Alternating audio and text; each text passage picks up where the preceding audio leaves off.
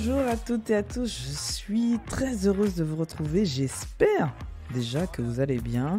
Donc dans cet épisode, nous allons parler des émotions, nous allons surtout discuter de comment faire quand on ressent ces émotions et je vais vous livrer 3 étapes que je fais avec mes clients, que j'accompagne pour qu'ils puissent mieux vivre avec les émotions parce que vous allez découvrir que nous devons vivre avec. Mais avant de commencer, je tiens à vous rappeler que si vous êtes bloqué dans une situation et que vous recherchez des nouvelles pistes, solutions, vous pouvez travailler avec moi. Je propose une offre de coaching individuel d'1 heure pour vous aider sur des problématiques précises. Si vous avez des objectifs ambitieux et que vous avez besoin par contre de vous transformer littéralement, nous pouvons aussi travailler ensemble sur un accompagnement plus long. Quelle que soit la formule d'accompagnement, contactez-moi pour en discuter. Mes coordonnées sont dans le résumé de l'épisode. Alors, dans cet épisode aujourd'hui, nous allons parler à quoi servent nos émotions. Alors déjà, avant toute chose, pour commencer, je souhaiterais casser les idées reçues comme quoi les émotions seraient un problème. J'ai déjà entendu, je suis trop émotionnel, on ne doit pas montrer ses émotions et donc vivons un peu cachés ces émotions, il faut qu'on les cache quelque part pour qu'on ne les voit pas. Donc déjà, ça, pour moi, c'est impossible. Pourquoi ? Tout simplement parce que nous sommes des êtres émotionnels. Alors, on peut les cacher, mais ça nous demande un effort. Alors peut-être que c'est dû aussi, par moments, avec l'éducation, on nous a appris très jeune, donc peut-être que pour vous, ça demande moins d'efforts. Mais en tout cas, sachez que quoi qu'il arrive, vous n'êtes pas un robot et nous avons tous des émotions. Alors je souris parce que mon fils un jour a dit à mon mari qu'il était un robot, parce que lui, il a cette capacité à ne pas montrer ses émotions, mais je peux vous assurer qu'elles sont bien présentes. Et donc, l'autre chose aussi, l'autre idée reçue qui me gêne un peu, c'est d'entendre le mot gérer ses émotions ou contrôler ses émotions. Pareil, c'est inné, c'est en nous. On ne peut pas gérer ses émotions, on ne peut pas les contrôler. Alors, c'est plutôt aller contre nature de faire ça. Et donc, je vous expliquais comment, justement, on peut mieux vivre avec et les accepter. Et donc, la question qu'il faut que vous posiez, parce que chacun est différent et chacun a son histoire, c'est êtes-vous à l'aise avec vos émotions ? Parce que ça dépend de l'éducation, des vécus que vous avez pu avoir où les émotions étaient jugées plutôt positives ou négatives si elles étaient présentes ou montrées. Si elles sont normales, qu'elles sont bien vécues, vous allez montrer vos émotions sans grand problème et puis vous n'avez pas peur du regard des autres, etc. Par contre, si on vous a appris que c'était pas bien de montrer ses émotions, c'est normal que vous ne soyez pas du tout à l'aise, mais l'idée, c'est que si vous voulez évoluer sur ce sujet, écoutez cet épisode. Parce que c'est bien beau de se dire qu'on a l'émotion, mais la question qu'il faut se poser juste après, c'est qu'est-ce qu'on fait avec ça quand on les a ? Et là, je vais vous livrer quelques astuces pour y parvenir. Alors déjà, juste répondre très précisément à la question à quoi servent nos émotions. Sachez que les émotions apparaissent quand un besoin n'est pas satisfait. Je répète, les émotions apparaissent quand un besoin n'est pas satisfait.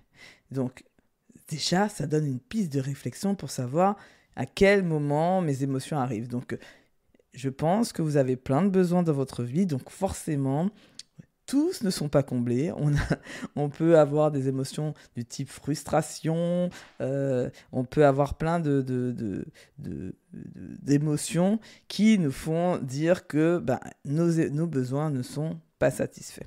Je donne quelques exemples sur les émotions les plus connues, les primaires qu'on appelle, dont on parle le plus souvent, qui sont la colère, la tristesse et la peur. Par exemple, quand je suis en colère, donc ça c'était moi une émotion que j'ai souvent parce que voilà, c'est une façon de réagir que j'ai très régulièrement, c'est la colère. Eh bien ça, quand je suis en colère, c'est que j'ai besoin d'être écouté. Je me sens pas peut-être respecté, entendu, et donc je peux me mettre en colère. Donc ça, rappelez-vous que quand vous sentez de la colère en vous, vous l'exprimez pas, pardon, forcément, mais en tout cas, vous sentez qu'à l'intérieur, ça bouillonne et que ça chauffe, ben sachez qu'il y a quelque chose où vous n'êtes pas satisfait de la situation dans laquelle vous vous trouvez, et donc c'est de la colère qui peut être générée. J'ai besoin d'être consolé pour mieux vivre une perte. Une perte, c'est pas forcément quelqu'un qui meurt. Ça peut être une perte de situation, un boulot que vous avez perdu. En tout cas, vous avez besoin d'être consolé de cette perte. Et donc là, c'est l'émotion tristesse qui apparaît. Enfin, pour la peur, généralement, j'ai besoin d'être rassuré. Donc, ce que vous comprenez, c'est que toutes ces émotions, au final, nous invitent à faire une action. Par exemple, j'ai commencé à mettre une petite graine sur la colère. La colère, ça va me mettre en action pour essayer de changer la situation que je juge inconfortable ou qui ne me plaît pas. Et c'est déjà d'accepter cette colère. J'ai une cliente qui m'a dit « ça ne se fait pas d'être en colère ». Mais ce n'est pas une question de est-ce que ça se fait ou pas d'être en colère, c'est une émotion qui existe, qui est liée à un besoin. Donc la colère, c'est normal que la personne la ressente. La question où je l'ai emmenée pour aller un peu plus loin, c'est comment j'exprime ma colère, comment je communique ma colère. Et par moments, il est préférable de prendre un peu de distance, de prendre un peu de temps avant de s'exprimer, d'ouvrir la bouche, parce que les mots qui peuvent être associés avec la colère peuvent par moments ne pas être appropriés. Et c'est ça le problème. C'est plutôt la réaction qui est liée à l'émotion que nous ressentons, plutôt que l'émotion en elle-même qui est un problème. Si on prend un autre exemple sur la peur, par exemple, la question c'est, je sens que j'ai besoin d'être rassuré, donc on recherche un moyen de se rassurer pour pouvoir avancer malgré la peur. Donc, idem, j'ai un client qui ne peut pas avancer, il est bloqué, il se dit mais je ne peux pas y aller vers cette direction. Il voit à peu près la direction dans laquelle il doit aller, mais la peur le tétanise. Et donc nous avons discuté ensemble pour qu'il puisse trouver les ressources en lui, les moyens qui lui permettent d'avancer malgré la peur. Et donc là c'est chercher des solutions qui me permettent de me rassurer et d'avancer malgré cette peur. Mais chaque émotion vous met dans une situation dans laquelle vous devez vous mettre en action pour pouvoir répondre à un besoin qui n'est pas satisfait.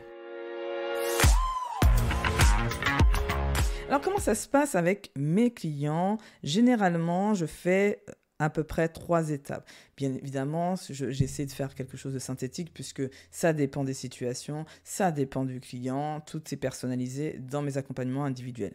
Néanmoins, il y a un peu 3 étapes qui reviennent régulièrement. La première étape, c'est que déjà, nous mettons des mots sur les émotions et nous décortiquons ensemble là ou les causes. En fait, qu'est-ce qui a créé en fait cette émotion. Parce qu'en fait, qu'est-ce qui se passe avec les émotions ? Ce qui est intéressant, c'est que en fait, ces émotions, elles vous hackent le cerveau. Elles hackent vos capacités de réflexion. Donc, la première chose à faire, c'est déjà de mettre un petit peu plus de les redescendre en émotion, de se calmer, de respirer pour pouvoir retrouver de la lucidité.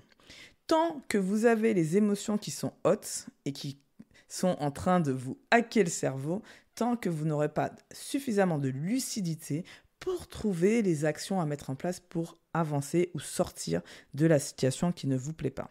Donc l'idée, c'est déjà de changer la perception du client sur ce problème, de peut-être même voir un bénéfice à ce problème plus que tous les désagréments, et de se dire, ok, on commence à mettre un peu de rationnel sur la situation et de la voir de manière plus factuelle, avec des faits observables, sans rentrer dans le pur émotionnel. Donc ça, rien que d'avoir cette réflexion-là, on voit tout doucement, c'est intéressant, l'émotion du client qui diminue et il retrouve de la capacité. Et à ce moment-là, dans l'étape 2, ce que je fais, c'est que je pose des questions pour que le client trouve ses solutions et les moyens d'agir sur la cause. Donc, je mets aussi, et c'est là qu'un coach professionnel sait ce qu'il a à faire, je mets aussi des protections, ce qu'on appelle des protections, pour être certaine aussi que le client ne va pas se mettre ni en difficulté, ni en danger dans les solutions qu'il trouve. Et donc, à force de lui donner un peu de permission, de lui dire, de l'autoriser à sortir de sa zone de confort, à faire autrement, à faire autre chose, d'aller voir d'autres personnes, eh bien, en alternant avec de la protection et de la permission, il trouve des solutions qui le mettent vraiment confortable. Et dans l'étape 3, à ce moment-là, le client élabore son plan d'action et repart sous son bras avec son plan d'action à mener. Dans tout ça, en travaillant sur les émotions, il reprend confiance en lui et il a envie d'en découdre et il a envie d'avancer. Ça, c'est quelque chose que je peux faire en 1 heure. Donc c'est pour ça qu'il y a d'ailleurs une offre que je propose d'1 heure sur ça, parce que c'est quelque chose qui peut se faire très rapidement. L'enjeu, c'est que plus les enjeux sont grands et plus les peurs peuvent être difficiles à identifier et à résoudre tout seul. Et c'est pourquoi qu'il y a des fois, on arrive très très facilement à sortir de sa situation, à gérer son émotion et à avancer. Puis il y a des moments où on sent que on a besoin peut-être d'un tiers ou d'un coach professionnel parce qu'il va nous aider à justement continuer à avancer malgré cette peur. Alors souvent, ce sont des clients que j'ai, entrepreneurs et dirigeants, qui peuvent avoir par exemple des objectifs très ambitieux et donc ils ont besoin de travailler pas mal sur leurs émotions parce qu'elles sont vraiment mises à rude épreuve lors de la croissance de leur entreprise. Donc j'espère en tout cas que cet épisode vous a plu. Donc ce que j'ai présenté dans cet épisode, c'est surtout à quoi servent les émotions. Donc j'espère que c'était clair. Que les émotions, s'il y avait une phrase que vous devez retenir, c'est que les émotions apparaissent quand un besoin n'est pas satisfait et donc les émotions ne sont pas un problème, c'est plutôt la réaction qui est liée à l'émotion qui est le problème. Et donc là, ce serait un autre épisode qui serait plutôt sur la communication, de comment je fais quand j'ai une émotion très forte pour pouvoir communiquer de manière appropriée. Mais en tout cas, soyez à l'aise sur les émotions que vous ressentez et dites-vous qu'elles sont là que pour vous donner un signal d'une action à mettre en place. Et donc ça, je vous ai expliqué un peu les 3 étapes pour pouvoir le réaliser. Donc en mettant déjà des mots sur les émotions, en décortiquant d'où vient la cause, pourquoi, qu'est-ce qui fait que j'ai cette émotion, pour pouvoir diminuer les émotions qui nous hackent le cerveau. Et ensuite, d'élaborer un plan d'action qui nous permette de sortir de la situation qui ne nous satisfait pas ou qui ne nous convient pas. Donc, pour finir, bravo déjà d'être toujours au rendez-vous, car cela signifie que vous recherchez des astuces pour grandir et donc ça me fait beaucoup de joie. Je vous rappelle, si vous avez besoin d'être accompagné pour atteindre vos objectifs ambitieux ou si vous recherchez de nouvelles pistes de réflexion pour prendre vos décisions, nous pouvons travailler ensemble. Donc n'hésitez donc pas à me contacter si vous êtes intéressé soit par l'offre de coaching d'1 heure pour une problématique précise ou par l'offre d'accompagnement dont nous définissons ensemble la durée en fonction de vos besoins. Toutes les infos sont dans le résumé de l'épisode. Et avant de se quitter, j'ai une petite demande quand même à vous faire.